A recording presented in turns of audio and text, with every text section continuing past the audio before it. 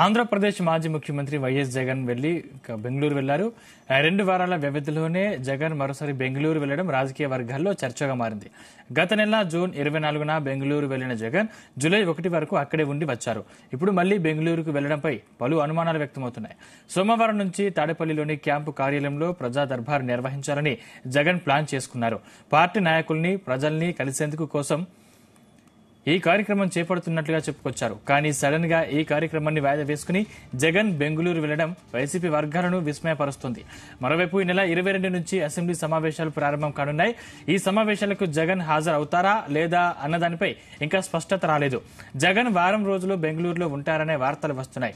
దీంతో ఆయన అసెంబ్లీకి హాజరు కాకపోవచ్చనే టాక్ వస్తోంది.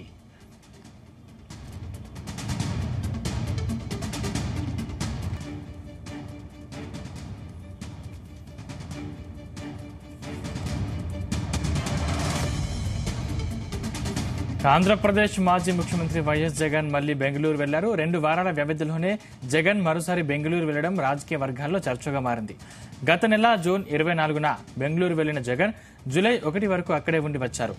ఇప్పుడు మళ్లీ బెంగళూరుకు వెళ్లడంపై పలు అనుమానాలు వ్యక్తమవుతున్నాయి. సోమవారం నుంచి తాడేపల్లిలోని క్యాంపు కార్యాలయంలో ప్రజా దర్బార్ నిర్వహించాలని జగన్ ప్లాన్ చేసుకున్నారు. పార్టీ నాయకులను, ప్రజలని కలిసేందుకు ఈ కార్యక్రమం చేపడుతున్నట్లుగా చెప్పుకొచ్చారు. కానీ సడన్ గా ఈ కార్యక్రమాన్ని వాయిదా వేసుకుని జగన్ బెంగళూరు వెళ్లడం వైసీపీ వర్గాలను విస్మయపరుస్తుంది. ఇదే అంశానికి సంబంధించిన మరిన్ని పూర్తి డీటెయిల్స్ మా ప్రతినిధి రామచంద్ర అందిస్తారు. రామచంద్ర, సందీప్, వైఎస్ జగన్మోహన్ రెడ్డి మరోసారి బెంగళూరుకు వెళ్లబోతున్నారు. అయితే ఆయన 2 వారాల్లో వ్యవధిలోనే బెంగళూరుకు వెళ్లడంపై సర్వత్రా రాజకీయ వర్గాల్లో ఆసక్తిగా ఉందని చెప్పుకోవచ్చు. మరికొన్ని రోజుల్లో జూలై 22వ తారీఖు నుంచి కూడా ఏపీ అసెంబ్లీ సమావేశాలు, ఓట్ ఆన్ బడ్జెట్ సంబంధించిన సమావేశాలు జరగబోతున్నాయి. ఆ సమావేశాల్లో బడ్జెట్ కూడా ప్రవేశపెట్టే అవకాశాలున్నాయి. అయితే ఈ నేపథ్యంలో జగన్మోహన్ రెడ్డి బెంగళూరుకు వెళ్లడంపై కాస్త చర్చనీయాంశంగా ఉందని చెప్పుకోవచ్చు.